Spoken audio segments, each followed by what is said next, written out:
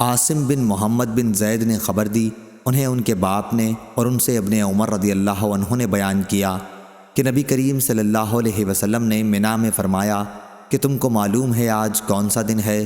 لوگوں نے کہا کہ اللہ اور اس کے رسول زیادہ جانتے ہیں۔ حضرت صلی اللہ علیہ وسلم نے فرمایا کہ یہ حرمت کا دن ہے، اور یہ بھی تم کو معلوم ہے کہ یہ کون سا شہر ہے؟ لوگوں نے کہا اللہ اور اس کے رسول زیادہ جانتے ہیں۔ آپ صلی اللہ علیہ وسلم نے فرمایا کہ یہ حرمت کا شہر ہے، اور تم کو یہ بھی معلوم ہے کہ یہ کون سا مہینہ ہے؟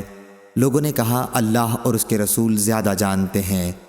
حضرت صلی اللہ علیہ وسلم نے فرمایا کہ اللہ تعالیٰ نے تمہارے خون، تمہارا مال اور عزت ایک دوسرے پر ناحق اس طرح حرام کر دی ہیں جیسے اس دن کی حرمت اس مہینے اور اس شہر میں ہے۔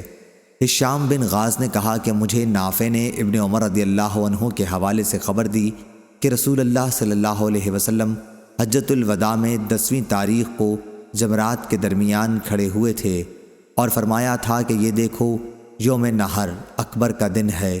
پھر نبی کریم صلی اللہ علیہ وسلم یہ فرمانے لگے کہ اے اللہ گواہ رہنا۔ حضرت صلی اللہ علیہ وسلم نے اس موقع پر چونکہ لوگوں کو رخصت کیا تھا، آپ سمجھ گئے کہ وفات کا زمانہ آن پہنچا، جب سے لوگ اس حج کو حجۃ الوداع کہنے لگے۔ صحیح بخاری حدیث نمبر 1742۔